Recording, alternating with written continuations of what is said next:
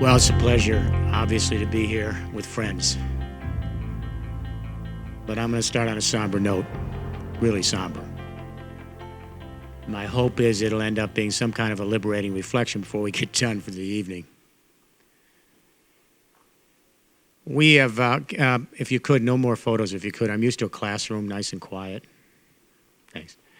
We've had two events in the last 5 years that I believe signal the beginning of a very, very long, dangerous, and opportunistic endgame for the Industrial Revolution made out of fossil fuels.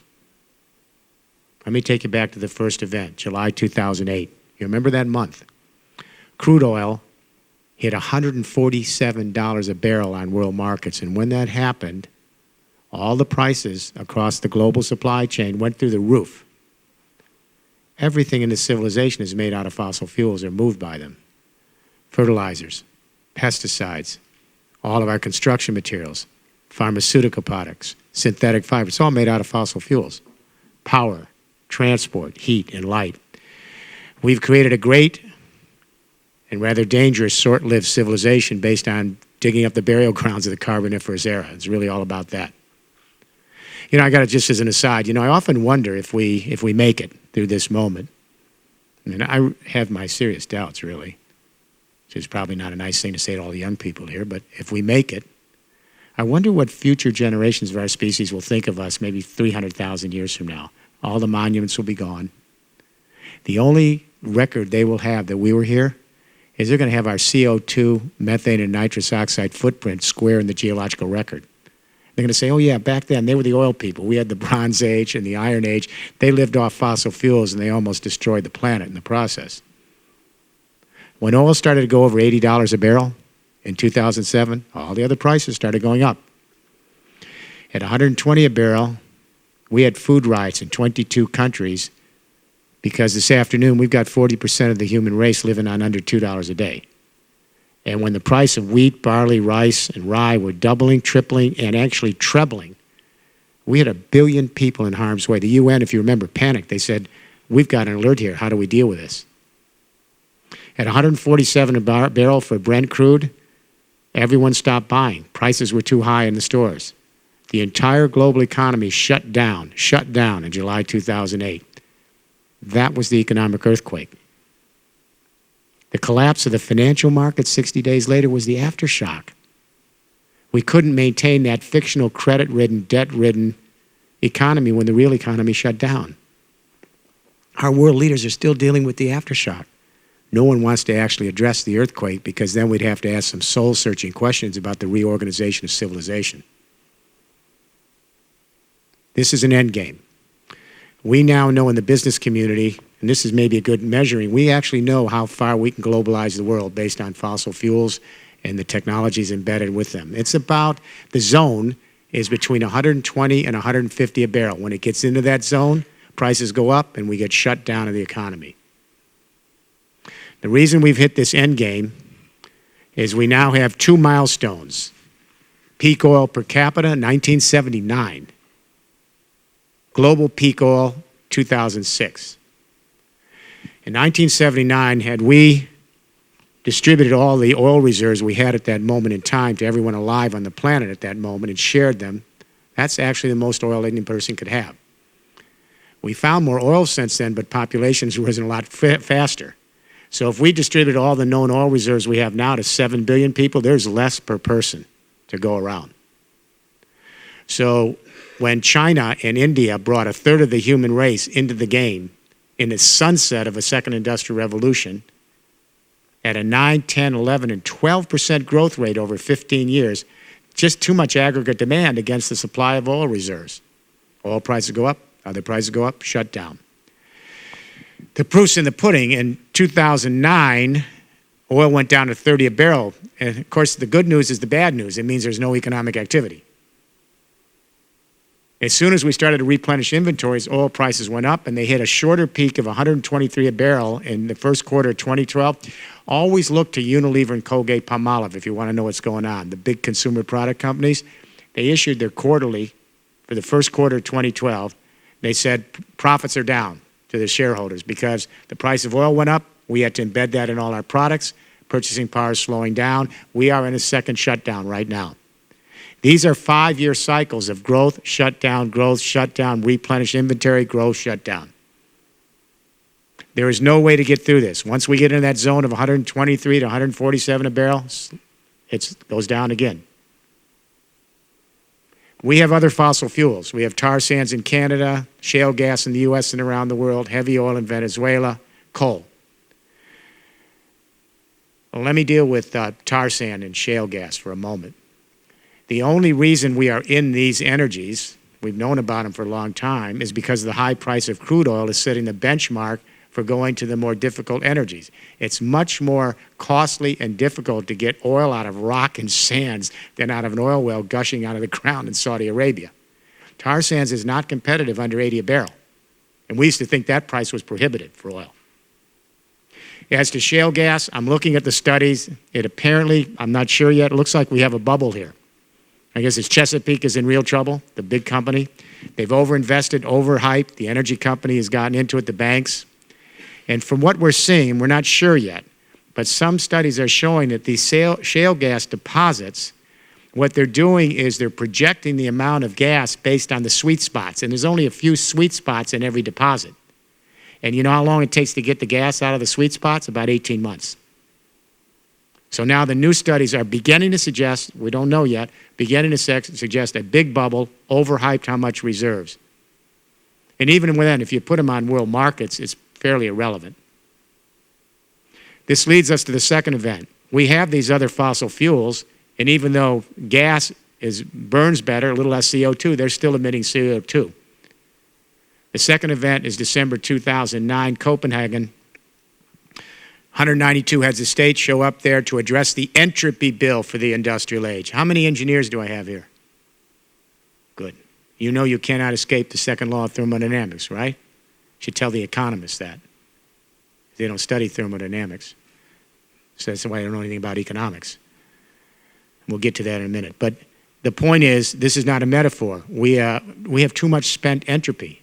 That CO2 is spent energy. It's up in the atmosphere. And really, the long and short of it is we can't get enough of the sun's heat back off the earth. How bad is it? It's actually right now terrifying. The first study, I did a book, some of you old timers may remember, called Entropy in 1980, first studies on global warming. I continue to underestimate the speed of the feedback loops, and so did everyone else I know.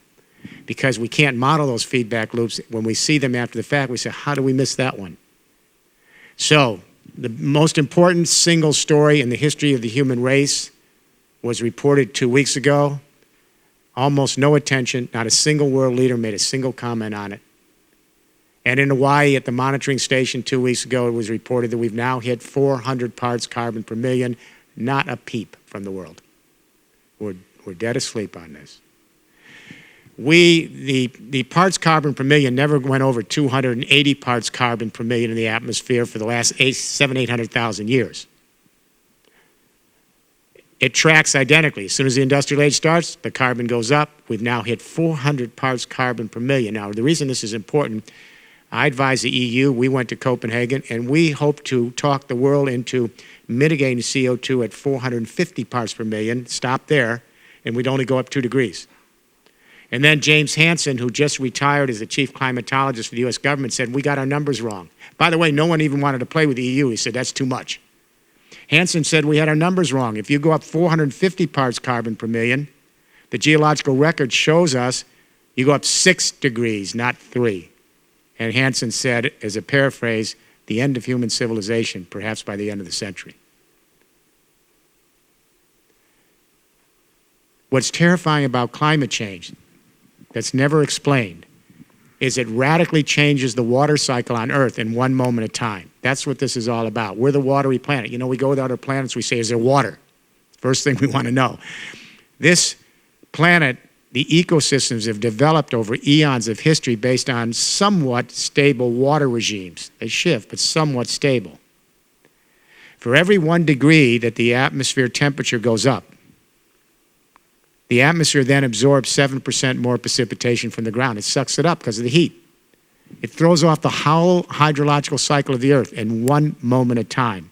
So what we're seeing now is more bitter winter snows. And I'm always amused when the political people say, see, it's global warming. No, it's global, not global warming. It's cold out there. The reason we're having more bitter winter snows is because of the radical shift in the water cycle, which means we're getting more extreme events. We're getting more dramatic spring floods. We're getting more prolonged summer droughts everywhere. We're getting more Category 3, 4, and 5 hurricanes. We're getting more extreme volcanic activity everywhere. And this is just 2013. Our ecosystems cannot catch up to this change in the water cycle, and they are destabilizing everywhere. So all of our scientific models now show we are actually in real time the sixth extinction event of life on Earth right now. We have had 5 extinction events in 450 million years. When it happens, the tipping point comes and the chemistry shifts in the planet and we get wiped out pretty quick. On the average, it takes around 10 million years to recover that biodiversity loss. We're in the 6th extinction event on the models, and the models show on the up end, and these models were done before the new readings of 400 parts per carbon per million, that we could lose upwards of 70% of all the life on Earth by the end of the century. As my wife says, we're just not grasping the enormity of the moment. You're grasping it. You're out there with solar. But in our country, the energy industry has talked half the country into believing climate change is a hoax. And then the scientific reports last week, they looked at every climate change scientific paper that's ever been done, and 98% of the scientists agree, and 2% don't, and it didn't get any attention. This is mass denial. We are the youngest species in the planet. We're the babies. We've been here about 175,000 years, anatomically modern humans, and we are such hubris. You know, the odds aren't too good. 99.5% of all the species that have ever inhabited this little oasis in the universe have actually come and gone. This century is a moment of decision whether our species stays here. My European director has a baby that's 1 year old. I just can't imagine what it's like for that baby in the year 2000 to 2100. I can't imagine it. So we have the second industrial revolution is now in a long, torturous endgame of growth, collapse, growth, collapse. We're moving to these other fossil fuels.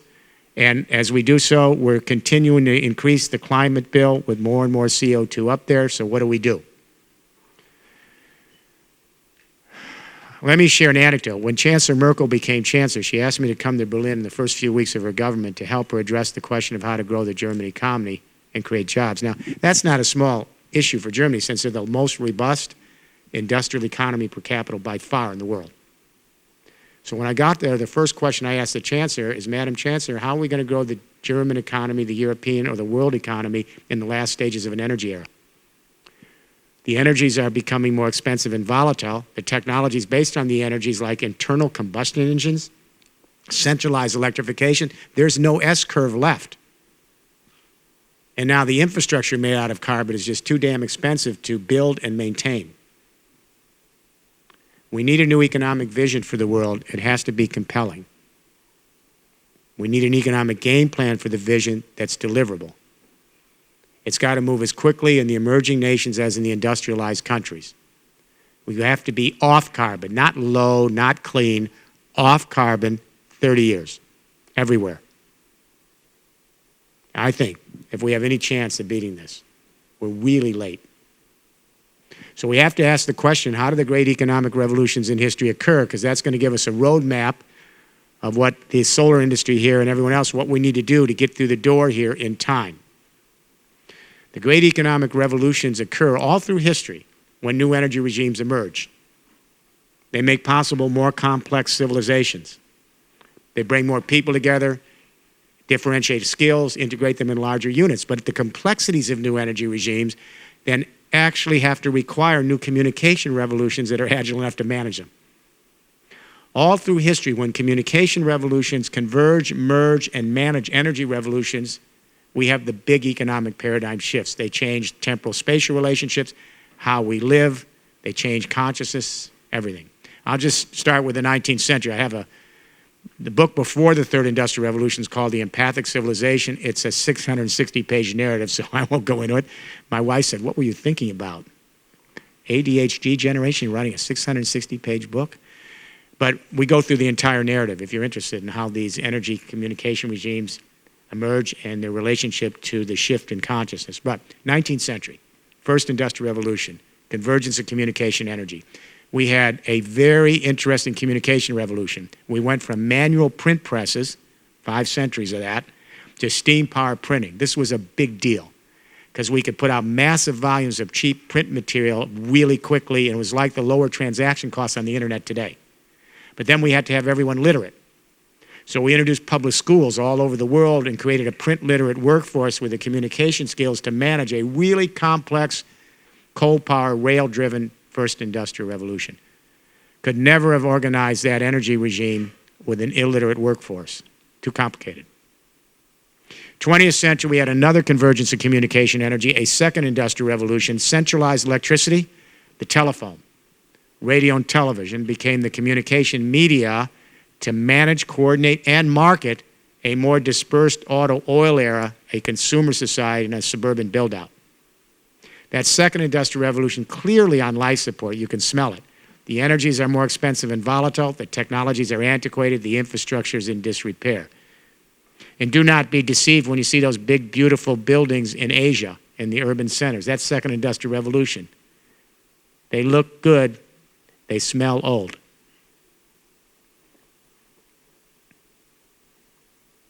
We had a very powerful convergence coming online now, a new communication energy revolution. And the solar industry in this room is going to be right there, right at the center of it. This is context.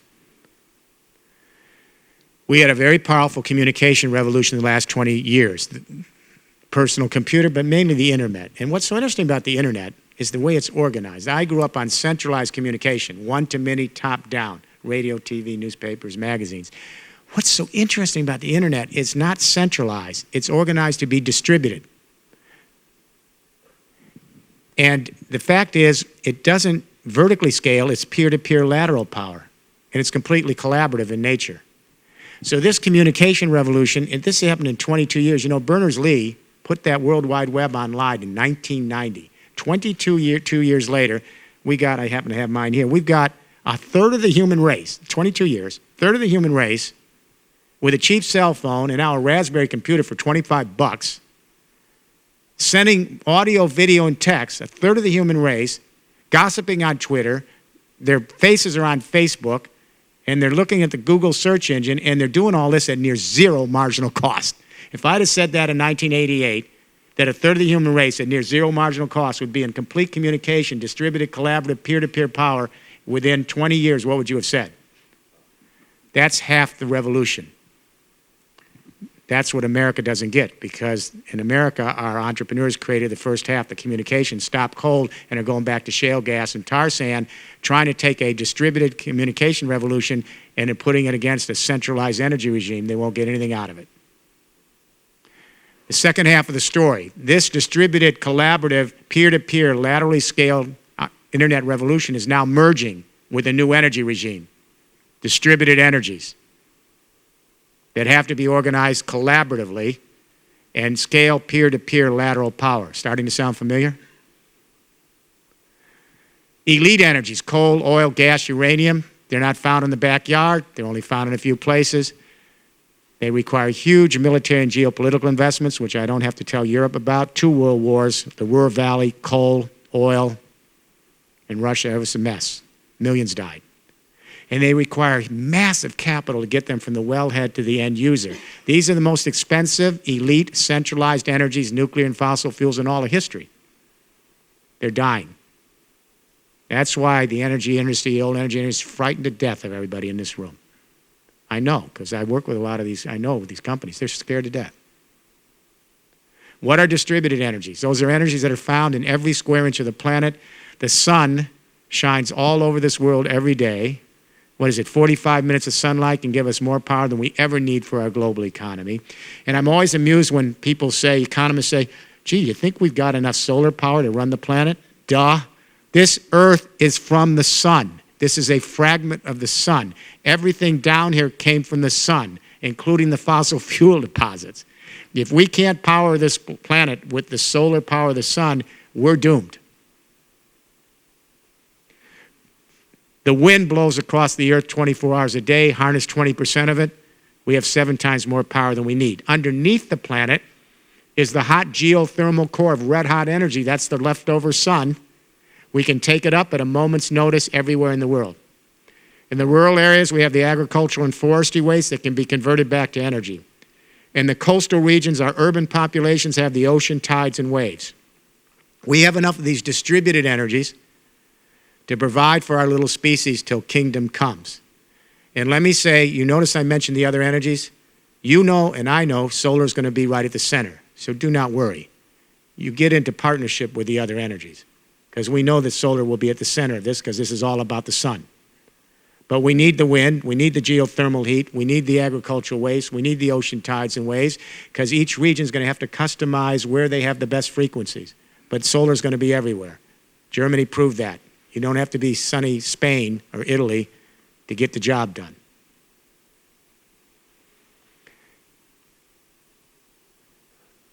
So the internet communication technology, which is distributed, collaborative, and laterally scaled, is now about to merge, and it's starting to merge in Germany and Denmark and a few other places with a new source of energy that's distributed, has to be organized collaboratively, and laterally scaled. It is a perfect fit. We're damn lucky. Now we got to get through the door and scale it in less than 30 years. And let me just say before I start, if you think that's impossible, we did the first half of this revolution, the communication half, in 22 years. There's no reason why, with exponential curves, we can't do the second half in 20 years. Got to have a narrative. The European Union has made a commitment to a 5-pillar third industrial revolution infrastructure to change the economic paradigm. It's the formal plan of Europe. I was privileged to develop the plan with the EU over the last 11 years. It was endorsed by the European Parliament in 2007. It's working its way through the European Commission and in the member states, and again, Germany, Denmark ahead. But in the next 2 years, watch northern France, watch Belgium, watch the Netherlands.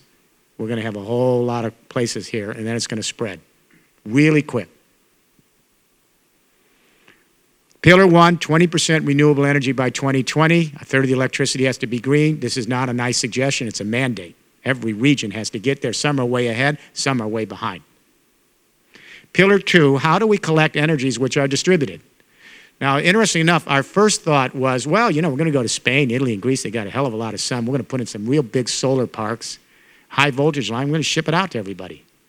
And the Irish have that offshore wind, big wind parks, ship it out. The Norwegians have hydro, big parks, ship it out. None of us oppose this. I don't oppose these more concentrated parks. They're low-lying fruits. We can do them quickly. They're essential. They're not sufficient. What we have learned is we cannot maintain any continental economy in the world just on these concentrated parks. We like them. We want them. But we began to ask the question, if renewable energies are distributed everywhere in some frequency or proportion, why are we only collecting them in a few central points? And then it dawned on us, we were using 20th century thinking based on centralized, vertically scaled fossil fuels and nuclear power. We were just using the wrong model. So if renewable energies are distributed everywhere, where do we collect them? Everywhere we have infrastructure to collect them at. It's called buildings, buildings, buildings. Buildings use the most energy, create the most CO2. Parenthetically, does anyone know what the number 2 cause of industrial-induced climate change is after buildings? Anybody? No, that transportation's 3. Beef production and consumption and animal husbandry. And I mentioned this. I did a book called Beyond Beef in 1990. I raised this, and the beef industry said, Mr. Rifkin, you're totally bonkers. We're going to check you in. Now we know. Not one government head of state in 192 countries has made a single sentence statement on the number 2 cause of industrial-induced climate change. Al Gore won't talk about it. I love him. He won't talk about it. How serious are we, really, that we can't move to a more mid-level diet on the food chain, a Mediterranean diet, good for our health, good for the planet, and we're not even willing to talk about it? Wow. We have 191 million buildings in the EU. Homes, offices, factories, barns. Our goal is to convert every single building, retrofit it, the envelope, the apps, the inside, get it energy efficient, seal it up, and transform every single building in Europe to your own green micro power plant so you can get solar off the roof, not just with the photovoltaics and the thin film, and now we've got the photovoltaics so we can put them in the glass and in the facade. It's going to get more and more efficient. The whole building is going to be a power plant. And then we're going to get vertical wind off the side of the buildings and geothermal heat from under the ground in the buildings, and we're going to convert the energy, the garbage anaerobically back to energy. We've got a micro power plant here. The new buildings, as you know, will be legislated to be zero emission and positive power. Bouygues is one of the 120 companies in my group. They did the first positive power building. Acciona in our group did the first zero emission building in Spain. But what's interesting about these buildings, how many of you have seen the Bouygues building in the Paris suburbs? It's drop dead gorgeous. It sucks up so much sun that it's able to produce all of its needs and send surplus back to the grid. Within a year of these buildings going up, we have 25 universities that have done it. We've got private contractors now that are building suburbs with prefab at less per square foot than conventional. It's going everywhere. I was with Philip Stark. You know Philip Stark, the designer, 2 months ago? He's even putting out a prefab positive power building next month, a home. Once you can do it, everyone else sees how easy it is. Big for the solar industry. We're going to put solar on every single building in the world. Here's the analogy. First of all, let me say this jumpstarts the economy. The elephant in the room is always construction. Retrofitting, putting the envelope together, getting the apps in, getting the installation of the renewables on the building, that's 40 years, millions of jobs, thousands of SMEs to convert the entire infrastructure to power plants. Here's the analogy. Steve Jobs. In 1970, we had a few mainframe computers. Some companies were sharing information. It was centralized, hundreds of thousands of dollars for these computers. Steve Jobs and these kids come along. They're tinkering in their garage. They create the personal computer. Today, as I said, a third of the human race, near zero marginal cost, $25 Raspberry, little cell phone, boom. Similarly, today, we have a few power and utility companies generating fossil fuel and nuclear power. We buy it. But already in Europe with the feed-in tariffs, and now it's in 61 countries, everyone's going to have it. Japan just put in the biggest feed-in tariff in the world, and Premier Li and the new Chinese government's going to go much further this next year. So, today we have a few power and utility companies, we buy it, but already in Europe we have several million buildings and sites sending back a tiny bit of, producing a little bit of green electricity. In 10 years from now, we're going to have tens of millions of buildings on this planet, existing and new, creating their own green micropower. In 20 years from now, we will have 6 figures, several 100,000 buildings producing a tiny bit of their own power. Why do I say that? Our team, our economists, we run the numbers. We have exponential curves here. Swanson's law on solar, we have wind.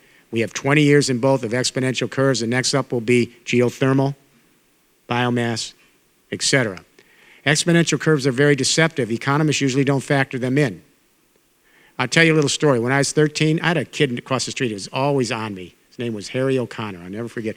Everything was competitive. So he said to me, and he always bested me every time. He said, I'll tell you what, I'll give you $1 million. Or I'll give you $1 and I'll double it every day for a month. What do you want? I said, give me the $1 million. What are you, nuts? So then he got me. He said, go get a pencil and a piece of paper and double that dollar. So I figured by the 15th, $2, $4, $8. I said, I got this knocked. 15 times, 16, 17. Around 18 or 19th double, I started to get a little nervous. Around 23, I said, holy shit, what is going on here? By 30, I was well over $1 billion.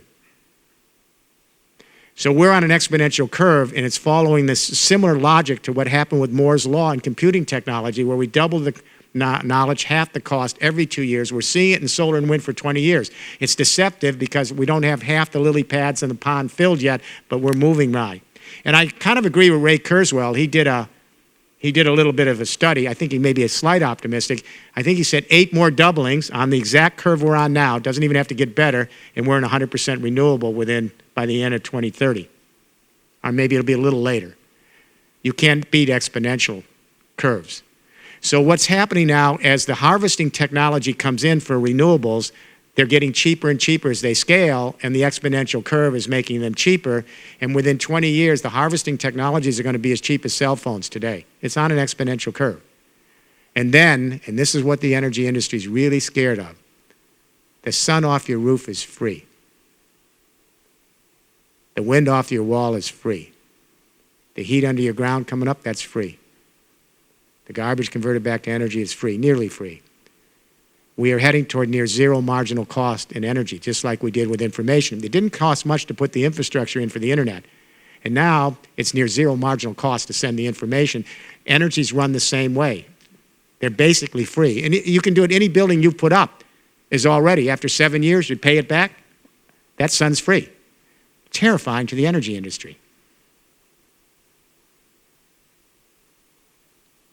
Pillar 3, we got to store these energies.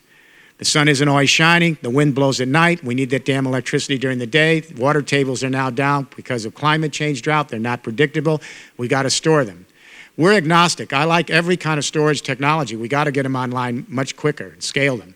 Flywheels, batteries, capacitors, water pumping, air compression. But we put a lot of emphasis at the center of this network. We like them all, but hydrogen. Basic element of the universe, what we're made out of, it carries other energy, and what's good about it is it's completely modular. You put a solar photovoltaic on your building, you better have that storage in there quick. And you can put a hydrogen storage in a little teeny apartment or in a big utility complex at E.ON in Germany. Pillar 4, this is where the internet comes together with the distributed energy to create an energy internet. Millions of buildings connected, sensors and software, millions of buildings, so that when you have a little bit of surplus electricity, green electricity, you can store it in hydrogen like we store media and digital.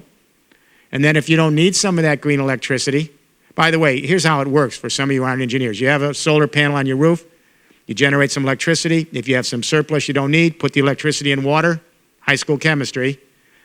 The hydrogen comes out of the H2O into a tank. When the sun isn't shining, convert it in a fuel cell back to electricity. Engineers, this is a tiny thermodynamic loss compared to the conversion loss at every single stage of getting uranium and nuclear and fossil fuels to us. Pillar 4, millions of buildings connected to an energy internet.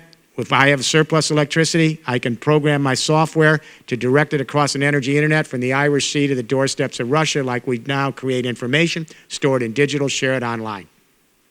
Pillar 5, logistics and transport. Electric vehicles are out. Fuel cell cars, trucks, and buses run on hydrogen will be out by the 6 majors in 2015-16. This is a done deal. We'll be able to plug in their vehicles anywhere, get green electricity from our buildings because you're going to put all the solar on there. And then wherever we park, there'll be a plug in every space around the world. Plug it in, get green electricity, and let's say you're at work, your car's out there, software and computers monitoring the grid. If the price goes up, you sell your stored electricity back. If all your fleet around the world is electric and fuel cell, 25%, the fleets, most cars aren't running most of the time. With car sharing, it's going to change. 25% of the fleet can power the entire world, eliminate every centralized fossil fuel power plant we've got now. Pillar 5, transport. Now, let me say this to you in this industry, because you're going to be the center of this renewable industry. They're all going to play a role. You're going to join with them and create a lobby across the board here.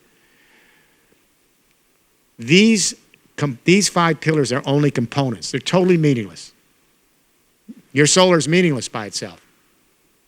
All of these are meaningless by themselves. It's only when we connect them that we have a general purpose technology platform that sets out an infrastructure for a new economic paradigm. Obama made a big mistake. He wanted a green economy. He wants a green economy. He spent billions on a green economy. There isn't any green economy. Do I have anybody here from the States? There is no green economy. Why? He vested those billions of dollars in standalone, isolated, one-off projects. A solar factory in one state, a electric car factory in another state, unconnected. What he didn't realize is the great economic shifts require communication and energy revolutions to come together and then form an infrastructure like we did in the 19th and 20th century. Second industrial revolution, the industries at least, and they were a little nefarious, but they at least came together and knew their interests. It wasn't enough to have the automobile. Then you had to have centralized electricity for electric power tools so that Henry Ford could make cheap cars and get them off the line. But at the same time, the highways and roads have to come in as the cars were coming off the line, and we had to have the gasoline and oil pipelines and gas stations in as the cars were coming off the line. And then we had to have telephones so we could connect to rural areas for suburban build-out and communication so we could create a much more dispersed society. We did it all together. The juvenile infrastructure, 1905 to 1929. Then hiatus, depression and war. Then the interstate build-out, the suburban build-out, and we did it all in another 20 years. First and second industrial revolution, the infrastructures came in, the juvenile infrastructures in 20 years each. And this is the 21st century. And we're talking about 2050, 2060, 2070, my lordy be. My Lord. I think we can do better than the 19th and 20th century. We learned this lesson in Europe, and this is going to sound familiar. We put in the feed-in tariffs. We got a lot of solar and wind up there. Pillar 1's been successful, but we didn't move Pillar 4, the energy internet. So we got this 60-year-old draconian power grid that's centralized, servo-mechanical, only goes in one direction. That's what it was designed for, and it leaks 20% of its electricity. And we're trying to get thousands and millions now of small players into that grid. How the heck does it manage peak and base loads? It's just a mess. Then we didn't move Pillar 3 quick enough, storage. So we have regions that are 20, 30, 40% green. Navarre and Aragon, Spain, they're competing for the prize. They're 70% green electricity, and we are losing 3 out of 4 kilowatts with your solar and wind. How do you invest when you lose 3 out of 4 kilowatts on the average? Then our car companies in Europe are petrified because they're putting out their vehicles. They spend billions on tooling up for electric vehicles and now fuel cell vehicles. And if the rest of the infrastructure doesn't phase in, they've got nothing to plug their transport into. This is an infrastructure revolution. It isn't about selling solar one-off product lines. This has to be scaled, and it's scaled by laying down infrastructure where all these industries come together in regions and lay down the infrastructure together. Otherwise, this will be a complete waste, and you'll be sitting here in 5 years from now, and you'll have some few more houses and buildings you put solar on. It's got to scale laterally in a much more quick fashion. But it means all the industries have to come together to make this happen in each region. The music companies, the reason you're not taken seriously, those photovoltaics and thin film, the same reason the music companies didn't understand Napster. When millions of little kids, apparently they had nothing else to do after school but figure out ways to find software to share their music. And the music companies thought it was kind of funny, and then they went out of business in 5 years. And the newspapers really didn't understand the blogosphere. Millions of people sharing news, information, entertainment. Now they're going out of business or creating blogs to find value. And I'm in publishing, and the publishing industry has been wrecked by the low and near zero marginal cost of books and information going up on the internet. So that's why when we talk about millions and millions of little places where you're putting solar on, they say, well, that doesn't give us any, because they see this big, huge nuclear power plant. What they don't realize is that when millions and millions of little players are putting just a tiny bit of green electricity over a grid that goes across continents, that energy, electricity, dwarfs anything you can possibly imagine with a little teeny nuclear power plant or coal power plant. But this energy is sustainable, it's post-carbon, and it works with the rhythms of the season.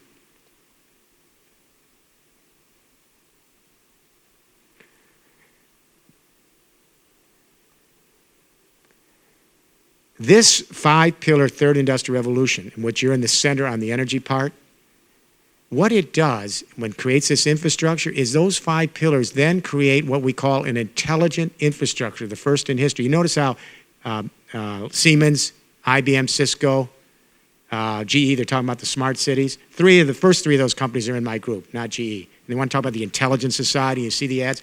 What they haven't really figured out is what do they mean by intelligent. This whole infrastructure is intelligent. So you put the solar and the other renewables on, you put in the storage, you put in the energy internet and the transport, and it's collecting big data every single moment. It's collecting big data on the energy flows in every aspect of the system in real traffic. So it can create algorithms and figure out how that energy is to be used moment to moment. Let me explain the importance of this, of what you're doing with solar.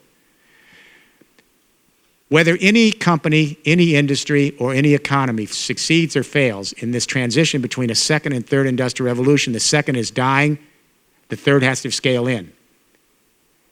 It will have very little to do with your labor costs. They're becoming a smaller part of the mix with technology displacement. We can talk about that Q&A, or the jobs. It's going to have everything to do with energy costs. And I'm going to let you in on a little secret that you're going to share with all of your colleagues in the industry. And it's, what is the nature of productivity? This is a key to a turning point in your narrative. What creates productivity and growth? In economic theory, we always believe it's two factors, and that is machines, good machines per worker, and worker performance. This is a little secret they don't want you to know about. When Robert Solow won the Nobel Prize for Economic Growth Theory, he let the secret out. It's embarrassing. He said, we used to think it's machines and worker performance, but when we track the Industrial Revolution, that only seems to account for about 14% of the productivity and growth. So Robert Solow asked, where did the other 86% of the productivity and growth come from? And you know what his answer was? Quote, this is a measure of our ignorance. How could economists not know?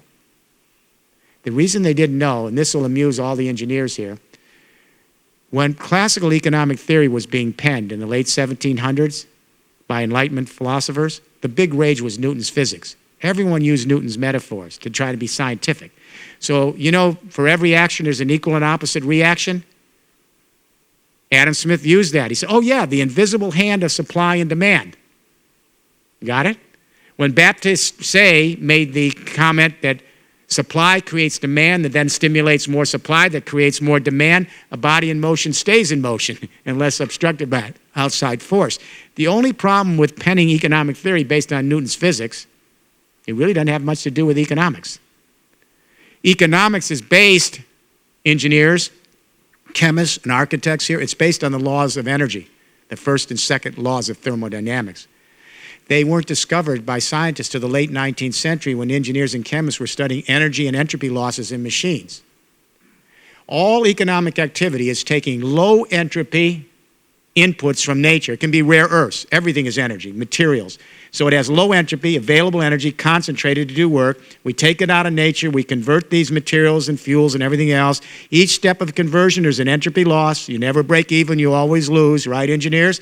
Eventually, even the things you make go back to nature with a loss and are recycled, correct? Every engineer, every chemist, every biologist, every architect, every urban planner is required to take thermodynamics. Not a single economist is required in any MBA or PhD course. They have no clue. We now know where the other 86% of productivity comes from, and it's crucial for your industry to tell this story.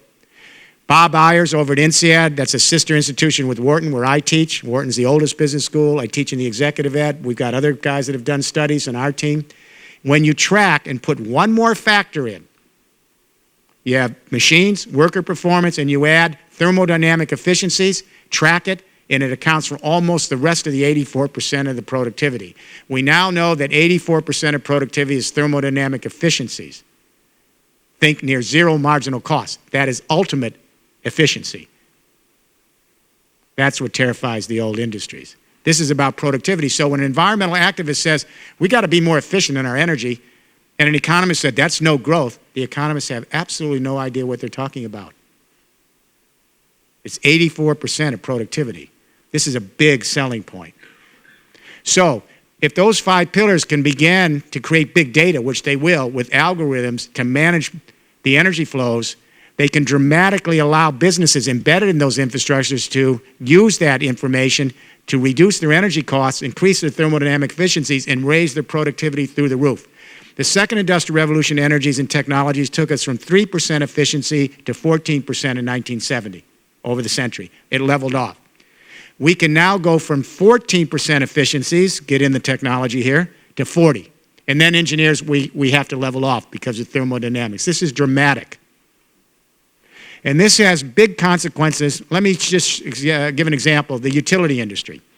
When we first came out with this model, the energy companies weren't happy. They're still not. Only one big energy company's joined us, really. I mean, BP, Dutch Shell, they're nothing.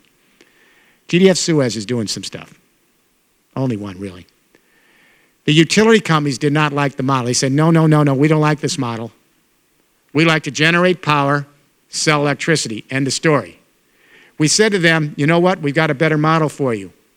And now we're winning over the transmission companies. We said, get used to it. With the feed-in tariffs, we now have several million people feeding energy to you. We're going to have tens of millions, then hundreds of millions within 20 years, like the internet, exponential curve. We're going to package it with our producer and consumer co-ops, and we're going to send that energy back, electricity back to you. You run the energy internet. And the way the transmission company, you know how you'll make money? By selling as little electricity as you can sell. Yeah, they think, oh my Lord, this guy's off. Then we use the classic IBM case study. This is a cliche in every MBA class. And that is, in the 1990s, their cash cow, the IBM computer, was in trouble because all of a sudden Korea, bless you, Korea, Japan, everyone had the same computer. There was no margins for profit. So IBM said, well, what does the world need from us? Not a computer. We better reinvent ourselves. And they did. And they said, what we have that the world needs is we know how to manage information. Now, IBM, Cisco, HP, they're all managing information. Every little company has a CIO. What we're saying to the transmission companies, if you want to stay in this game, we're going to produce the electricity with our solar. We're going to send it back to you. You run the energy internet. And the way you're going to make money is by setting up partnerships with thousands of small, medium, and large companies. You manage their energy flows the way IBM, Cisco manages the information. And then you reduce their energy costs, increase their thermodynamic efficiencies. They can measure it with a dramatic increase in productivity, and they'll share their productivity back with you, and you'll make more money the less electricity you sell. And we are winning over the utility companies. Right now, my global team, TIR Consulting, we do master plans to get the infrastructure in place. We're doing Nord-Pas-de-Calais. Anybody from there? That's the oldest industrial region of Europe, right down the street here. They're the second biggest industrial region in France. And ERDF has joined us, Michel Ballon, Poglio at EDF, Bouygues, Rexall, Schneider, Renault, Nissan, Alstom. This is a turning point. These are big French global companies. They're not leaving the second industrial revolution tomorrow. None of us are. But they understand it's like the move from the first to the second industrial revolution. The companies that survive were able to be in two portfolios and make it quickly into the second over 20 years. The companies that don't survive are going to stay in the first. And we don't even need the utility companies because Schneider and our group and other companies are setting up ESCOs. We can package it, help cluster these energies and the productivity, and just send it back to the grid. The way this is going to come in, is like Wi-Fi. Wi-Fi was improbable. It moved from house to house, building to building. The third industrial revolution comes in like Wi-Fi. When a region like Nord-Pas-de-Calais starts to set up a node, immediately jobs, businesses, income, day one for 25 years. That's the elephant in the room. You don't wait. And as you're phasing it in, the new efficiencies from the productivity really jump the economy each year. It's like exponential growth. But then they have to find another node, because if they have a surplus of green electricity because they had a lot of sun that week, they want to get some of that up on the energy internet. And if Eastern Europe at night's got a lot of wind blowing, they want to get it up to Ireland for their electricity. So while solar is going to be at the absolute center of this network, what we need to see is an energy internet across continents, because like Wi-Fi, it wants to go to the edge, the infrastructure. And the more diversity you have in your energy sources on the sun, the wind, et cetera, one region shares with the other when they have surplus. It's the way it works. The good thing is the sun is just about everywhere at some point. So the EU is ideally positioned, but now we've got to close the deal. We had a meeting, a summit, as you know, this week with the energy ministers, and we need to create the codes, regulations, and standards for solar and the other industries and the pillars, create the incentives for the other four pillars like we did with the feed-in tariffs, and lay out, each region has to lay out a customized infrastructure and interoperably connect with the next and the next and the next, so we have a completely seamless infrastructure for an energy internet, a logistics internet, all across Europe, so 1 billion people, 500 in the Union, 500 million in the partnership regions, can engage at near zero marginal energy costs. How's that for commerce in the 21st century and off carbon? This is not a climate plan and an energy plan, it's an economic paradigm shift. It will more quickly get us off carbon and address climate change than we can do, and this industry has to be at the center and lead the renewable energy network. As we say, be a mensch, be out there, join in your industry, bring everybody in. We got to do this together. This is infrastructure all the way. Last thoughts on this. I think these 5 pillars are common sense. If there's some other plan B, I have no idea what it is. You got to do renewables. They're distributed. You got to find a way to get all the infrastructure and install them on all the infrastructure so everything's a micro power plant. Put in the storage so we don't lose 3 out of 4 kilowatts. Put in the energy internet so we can share surpluses and lulls across regions, and then plug it into transport. Is there anything else we need? Infrastructure. But We can't make this happen if it's only about technology. We need a dramatic shift in consciousness in less than a generation, or we won't have the passion, the commitment to go with the narrative. We've got to move from geopolitical thinking to biosphere consciousness in one generation. The biosphere is a scientific term, as you know. The sheath, from the stratosphere to the oceans, where the living and geochemical processes are constantly interacting, creating this very complex choreography that maintains the stability of this fragile thing called life on Earth. I am guardedly hopeful. On the technological level, I am, because we did half this revolution, the communication, in 20 years. The second half is moving exponential, solar and wind. I think we can lay that out in 20 years. But I'm also guardedly hopeful because we've got kids coming home all over the world in less than 10 years, which is amazing to me, and they are thinking biosphere consciousness. They're asking their dad why he's using so much water while he's shaving. They're like little police. They're asking their mom and dad, why is the TV on? No one's watching the TV. Why do we have 2 car shares? Why not car share 1? And this is the one I'm fond of. We got a lot of kids coming home now asking their parents where that hamburger came from on their plate. And the kids are actually asking, did it come from a rainforest where they knocked out the trees for 4 inches of topsoil for 3 years of grazing? And if they eliminate the trees, the kids are asking the parents, what happened to all the rare species of life that lived in that tree canopy? And the kids are smart enough, they're learning that if the trees aren't there, there's no sink for the industrial CO2 to absorb. So it means the temperature of the planet goes up somewhere, and some farmer, she can't feed her kids because she's got too many floods and droughts because of the hamburger. The kids are learning ecological footprint. This is so new. And it's actually, you can measure your footprint against the biocapacity of the planet. They're learning that everything we do has an ecological footprint that has an impact on some other family, some other creature, or some other ecosystem. They're learning that we are all interdependent, and the indivisible community we live in is this biosphere. We don't give up our national ties, our religious ties, our blood ties, but we live in a biosphere. These kids are connecting across the internet, soon across the energy internet that's going to be powered by solar power. And they're going to be able to think that there is a mesh in the energy flows of the planet as they are in the social media sites on the internet. When millions and then hundreds of millions and then billions of people are sharing their solar and other renewable power because you did it, they're going to feel personally responsible, and they're going to get more attuned to the climate change, the sun's changing during the seasons. They're going to start to see how connected they are back into nature, not just plugged in connected, but connected to the flows of this planet. So what you're doing here with solar, it's a big tutorial.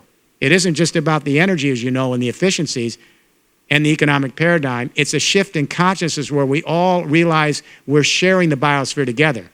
We're sharing the sun together.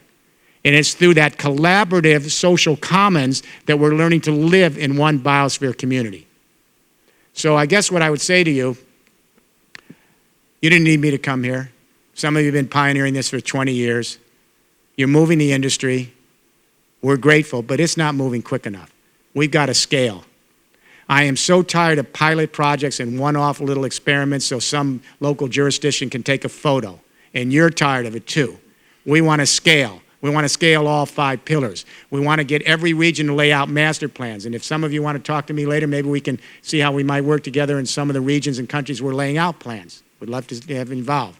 But what I want you to do is redouble your efforts, bring in the other renewable energies with you, start to think of what you're doing as infrastructure that requires other industries, construction, logistics, IT, electronics, etc., so that we can actually see this as a paradigm shift. We do not want to be here in 10 years from now, maybe with a little bit of profit, but in 10 years from now, and we don't have this online.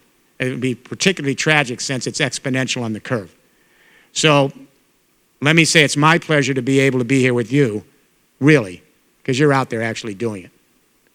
But what we now need to have is hundreds of millions of buildings with solar, hundreds of millions of buildings. And we're going to have to do that in the next 20 years so we can get off carbon, reduce the climate's temperature, hopefully have time to reheal this earth, and provide a more just and humane quality of life for our kids and grandchildren and the other creatures we have to live with on this planet. All right?